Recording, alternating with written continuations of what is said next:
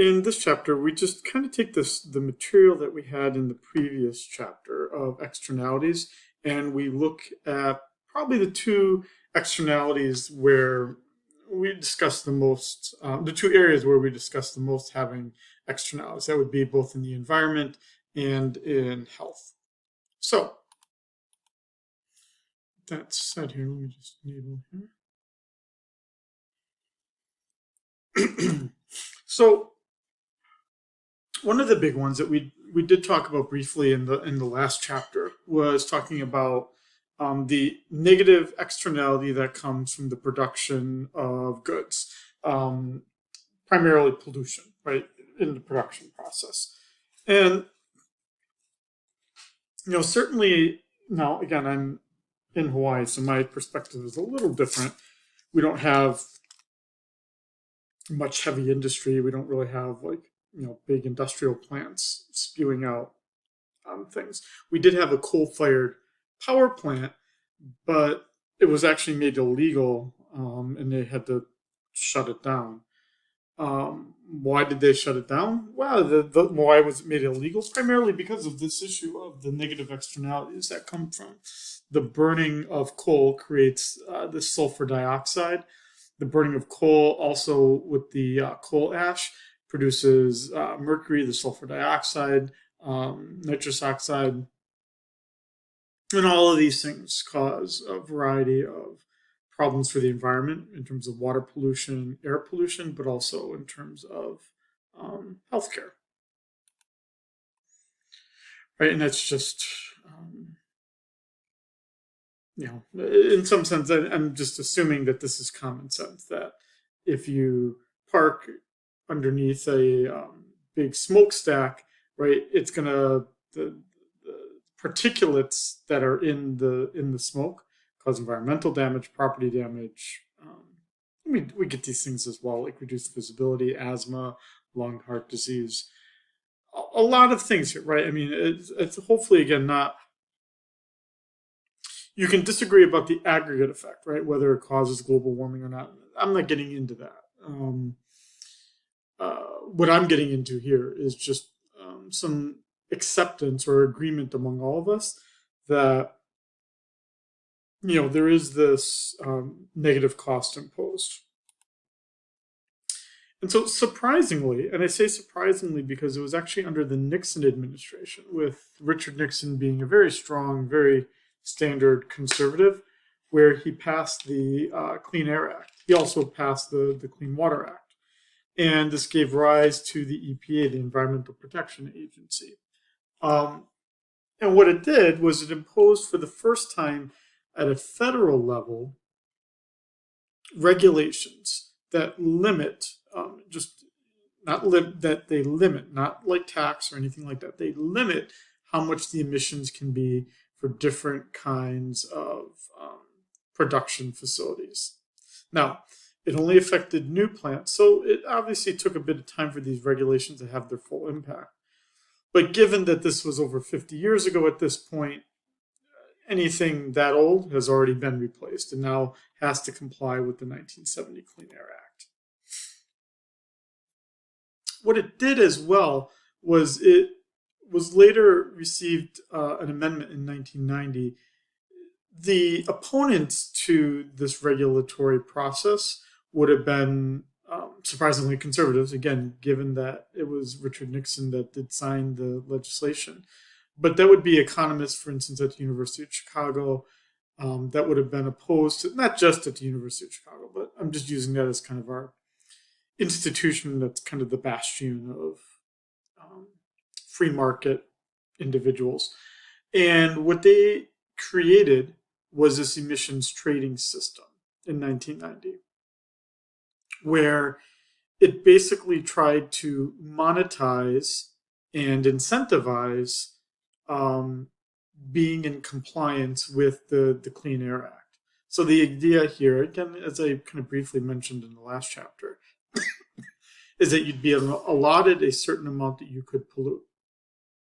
If you polluted less than that, then you could trade, you could give up for money the part of the allotment that you didn't use. And so in 1990, the Clean Air Act was amended so that it allowed these trading of permits to occur. 1990, that would have been during the Bush administration, another Republican. And I mentioned these parties because it is important to understand that this is all being done in the context of politics. So, what we know about in terms of the health effects, it's a little bit more difficult. And the reason why it's a bit more difficult is it's difficult to isolate what something is the cause of, right? In other words, we know that there's correlation between more particulates and worse health conditions, but we don't know the causal nature of it. And typically because, right, I mean, there's a whole host of other things that could be happening. Just as a quick example, right? Who would want to live right next to a power plant? Not many, right? Most people want to live far away from that kind of stuff. So who gets stuck living right next to power plants and big industrial areas? Usually, typically, poor people, right, who can't afford better, housing. So now, why does it matter what their socioeconomic condition is, that they're poor? Why does that matter? Because then it's a host of other things, right? Poor diet because of lack of access to good food or inability to buy the good food. Right? Bad health habits caused by either working a lot or just bad eating habits. All of these things are all interacting at the same time. So again, it's not difficult, and I'm not being an apologist for individuals who raise these suspicions. It's reasonable to be suspicious that it's just particulates that are causing these bad health outcomes. So you would need to create an experiment. So we got Che and Greenstone, 2003. You can look this up on the web just as easily as well if you want to look at the original experiment. And what they did is they looked at infant mortality, which is generally a guide for health conditions, right? This would be an infant that dies from generally unexplained causes before the age of 2. The United States, this is an aside, the United States, by the way, has the highest infant mortality rate among Western industrialized countries. Not something that we should be proud of. Okay, end comment from me. But basically what Che and Greenstone found is that that infant mortality in areas where power plants had to comply with the Clean Air Act, that infant mortality declined in areas where the Clean Air Act was restricting firms from doing more stuff. So what that would seem to suggest is that the Clean Air Act is having a positive impact in terms of reducing this negative health factor.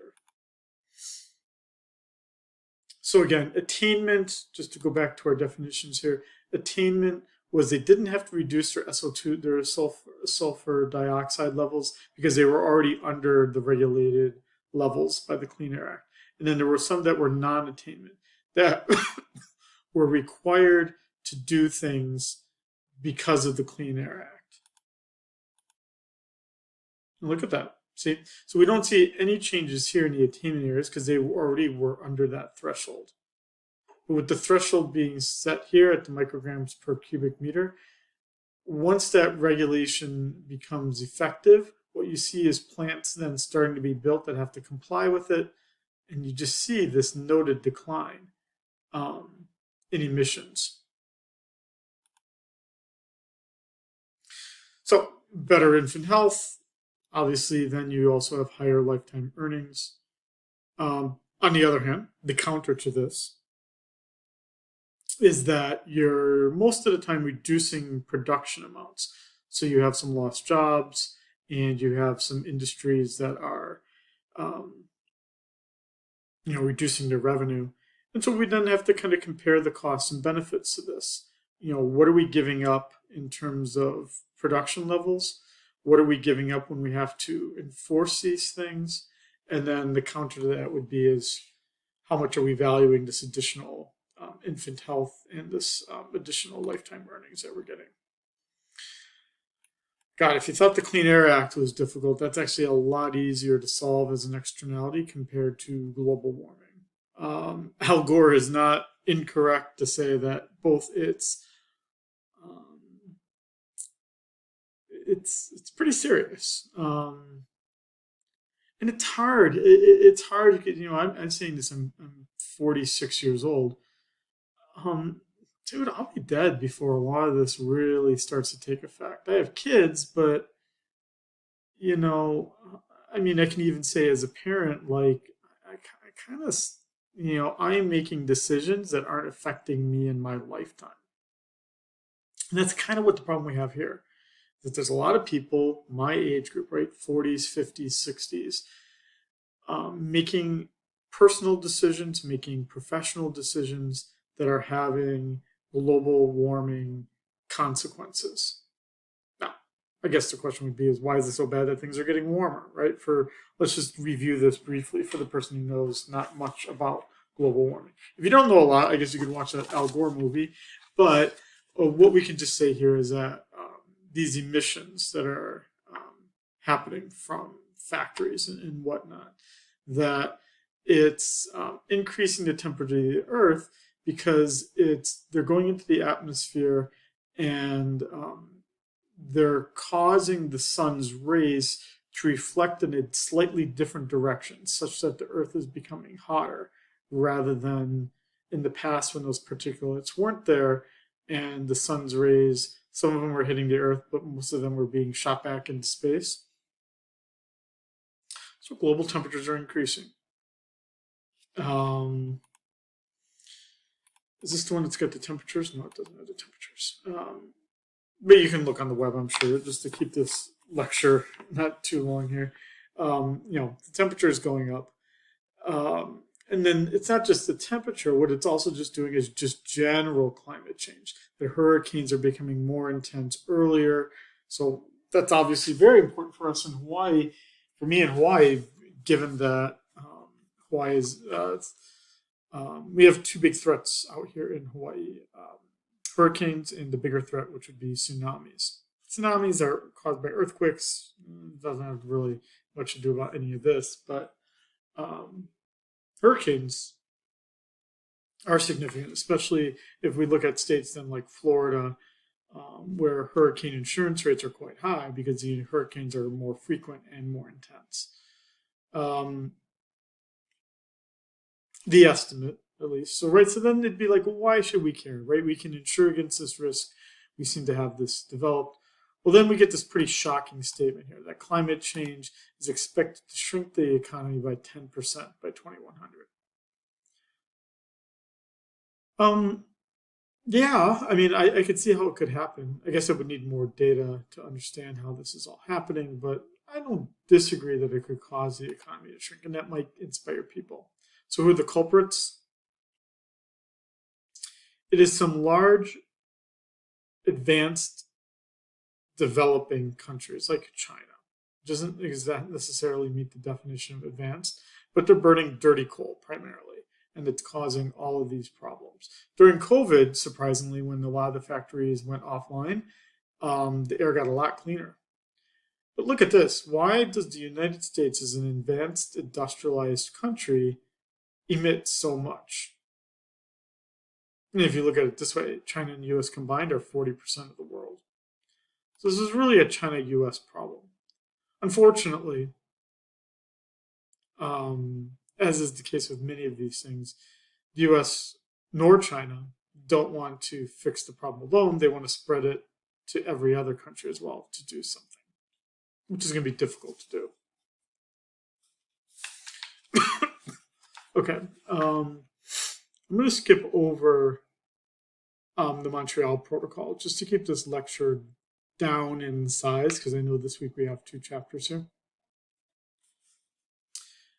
The big thing that was done, which we did not sign in the United States, was the Kyoto Treaty, done during the Clinton administration. By the time it got through the ratification process, the Bush administration had already kind of taken hold. Had Al Gore won in 2000, things probably would have been a little bit different. But the Kyoto Treaty, in that kind of Coasian philosophy, was that these countries, 37 large industrialized countries, would reduce their emissions by 5% below 1990 levels by 2010.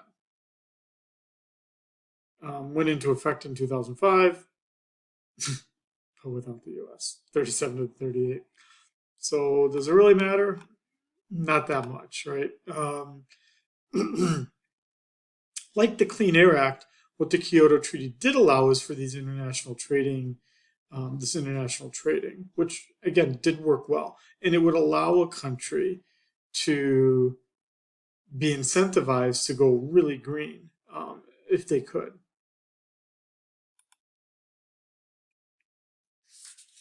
And so we see this, right? That if a country faces an incentive to go green like this, then they will simply, we can price in the cost of trading that permit. That's just the cost of doing business. But it's good because what it does is it causes the company or the country that's polluting to internalize what was previously an externality, which is really what economists want. I mean, without any judgment here, is it good to pollute or bad to pollute? All we really want to try to do here is internalize the externality such that the deadweight loss is removed. And that's what we see here, right? That we can trade, we can now have that difference. A little bit more so than just regulating it.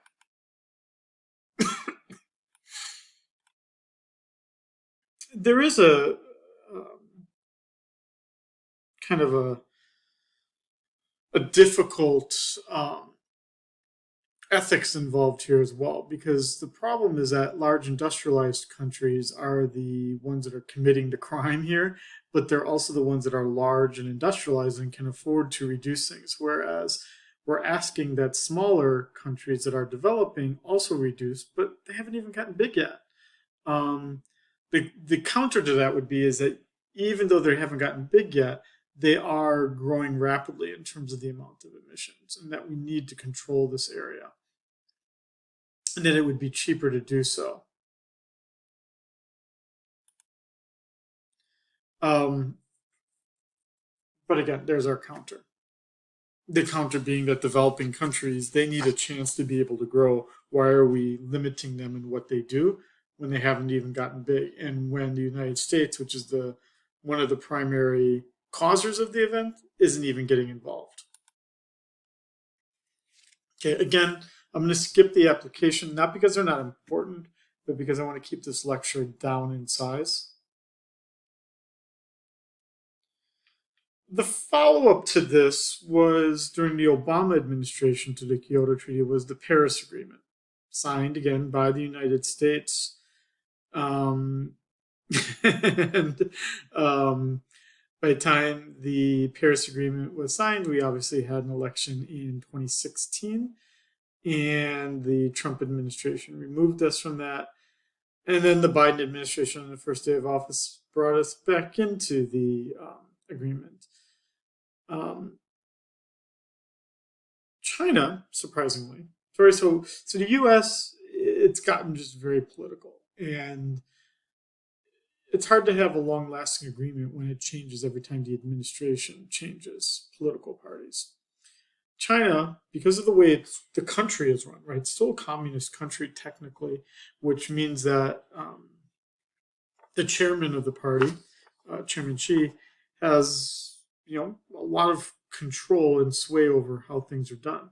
China is getting to the point where there's a large recognition that there is a problem, especially in terms of health, and that they're creating in a market scheme the tradable emissions permits that would allow then for that production. They started it in 2014, and just look at that. In 4 years of tradable permits and just reducing pollution, 32% reduction in particulate. It's pretty fantastic. Again, I'm going to skip learning by doing just to keep, again, this in line.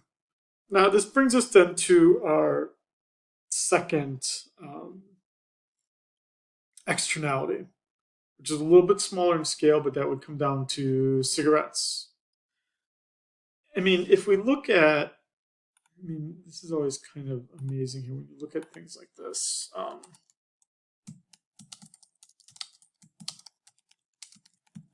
Because I already know what I'm going to see here. I just want to look at a chart here. Okay, I'm going to click images. Hopefully what I see is not offensive. I say that because, you never know what you're going to find. Let's just look at this one here. Well, so we don't have years here, but we can see this downward trend.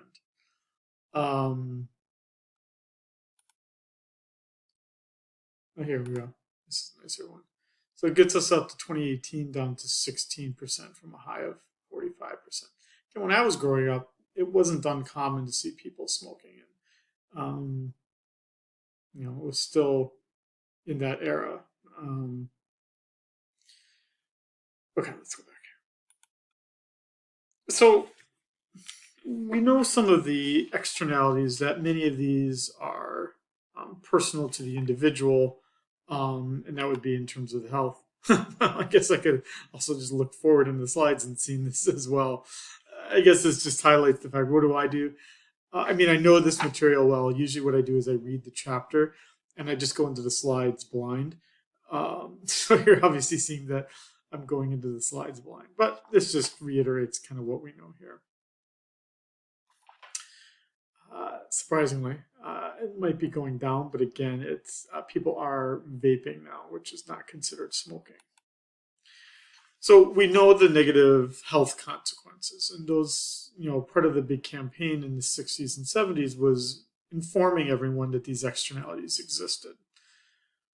The individual is not the only one that bears these consequences. We all do, because, right, usually people die of the diseases when they're then qualified for Medicare, emphysema, right, those kinds of diseases. We all pay for that because once you're under Medicare, that's our public health insurance program for the old.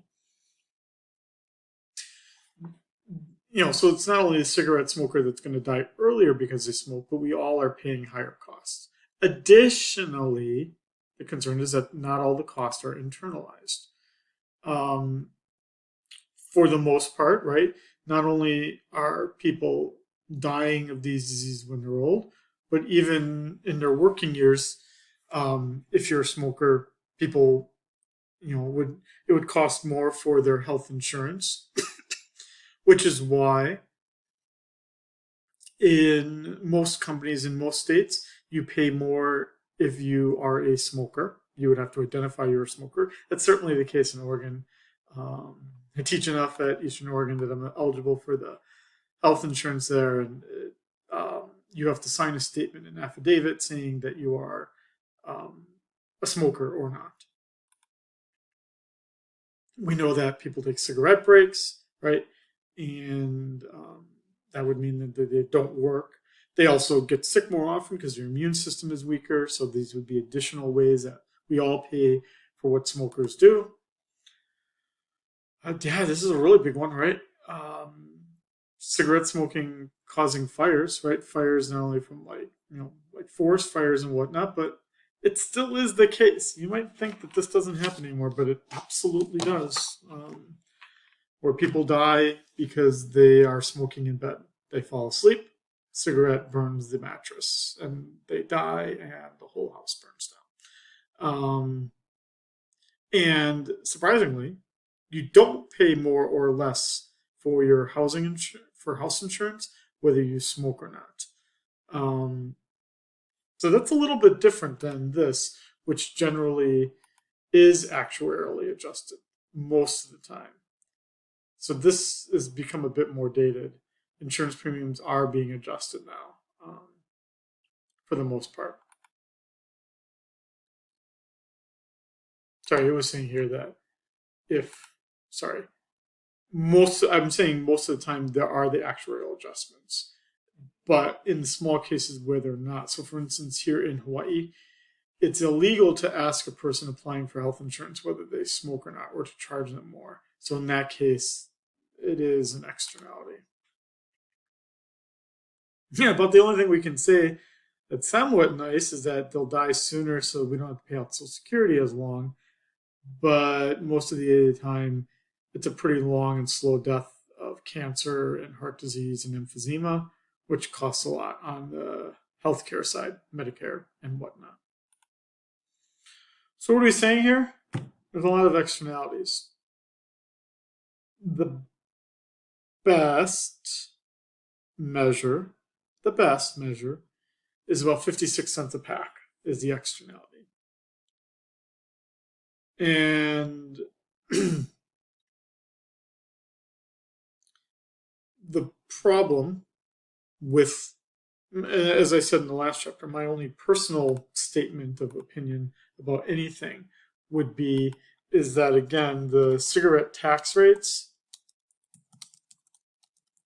are not harmonized, and they seem to have nothing to do with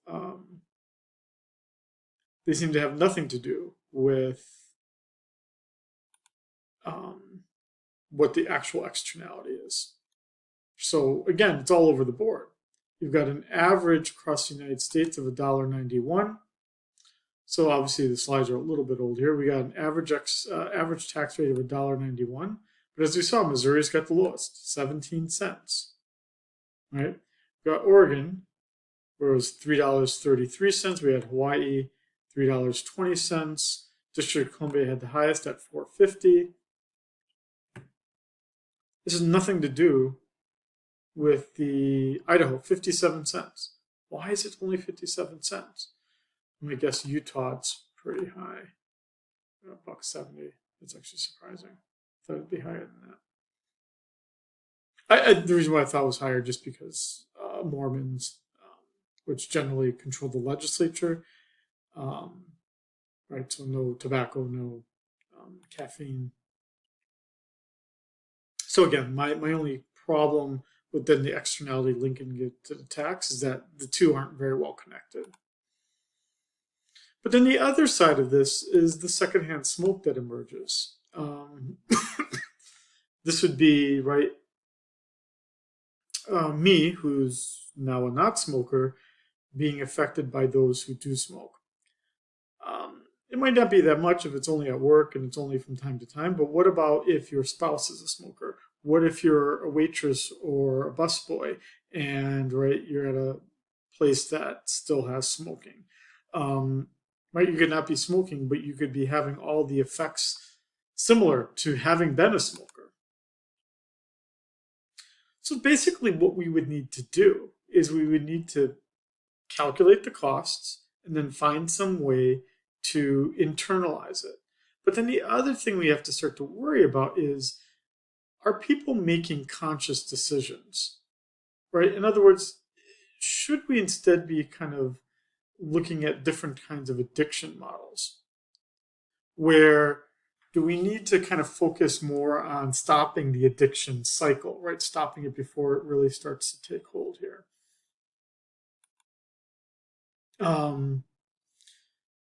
It's really tough to quit. I mean, you don't need a lecture from me to tell you it's hard to quit. It is hard to quit. It was hard for me to quit.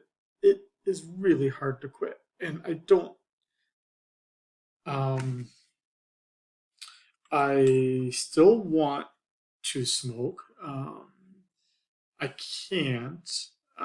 Having more kids causes me to not want to even more. But I had a lot of failed starts before I really just kind of quit for good. And I finally just had to do, like,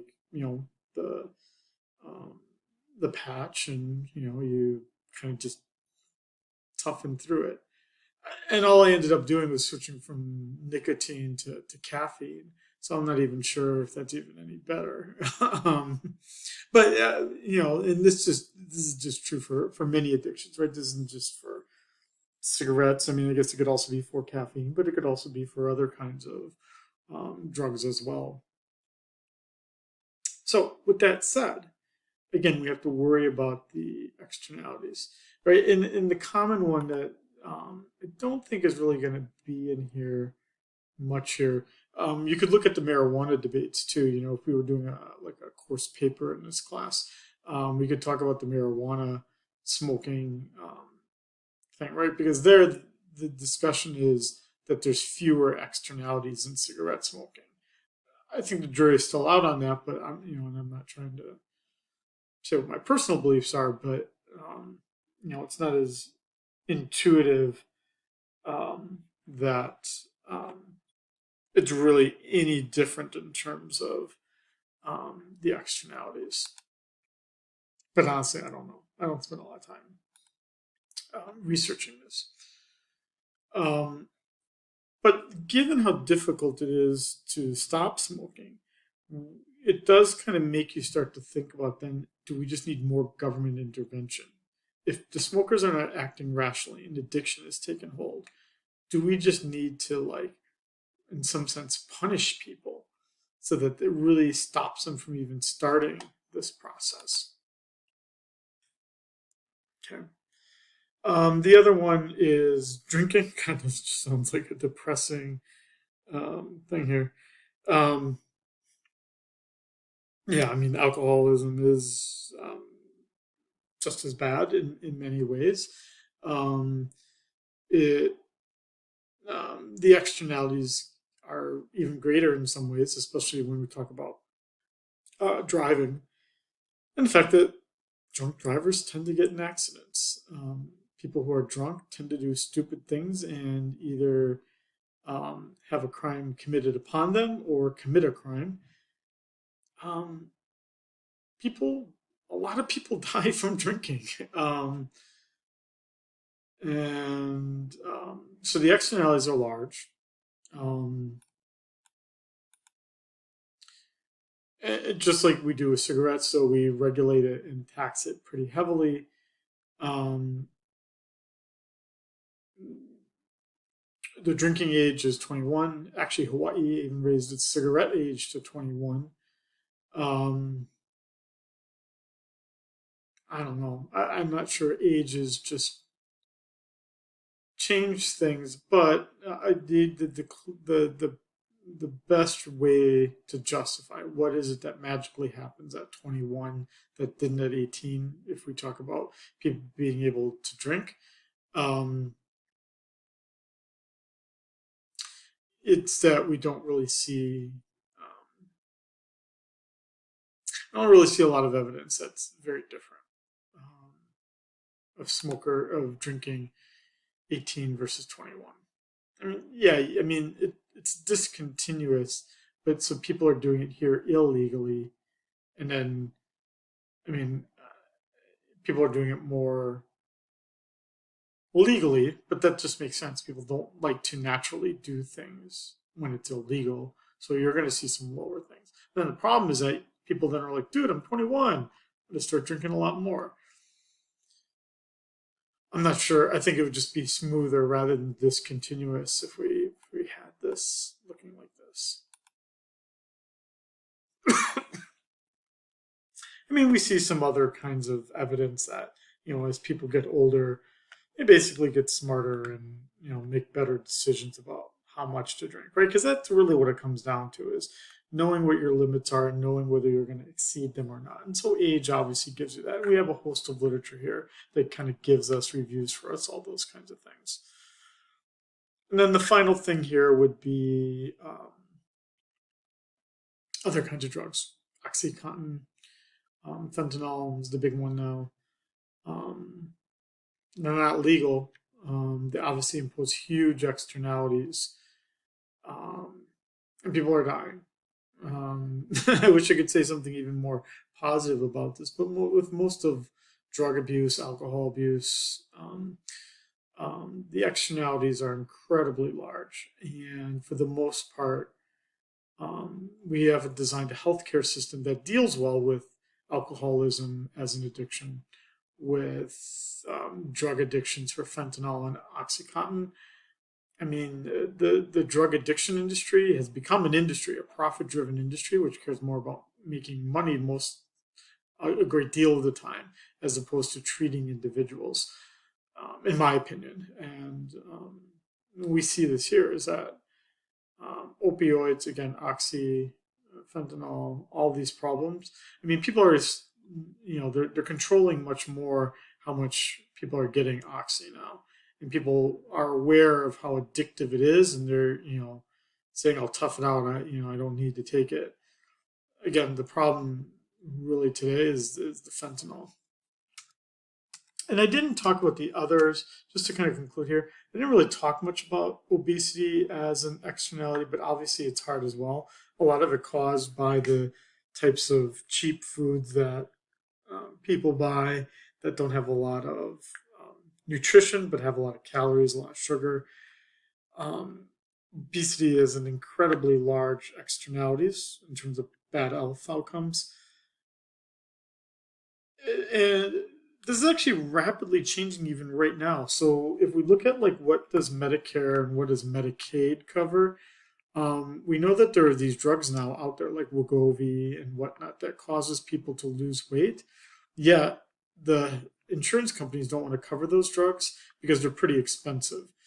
And you're not dying immediately from obesity, so they're just like, I'm not going to give you the drugs. So apparently, it's incredibly difficult to get these drugs that we actually know could actually reduce obesity combined with good habits. So you're even seeing companies. This is what I found amazing.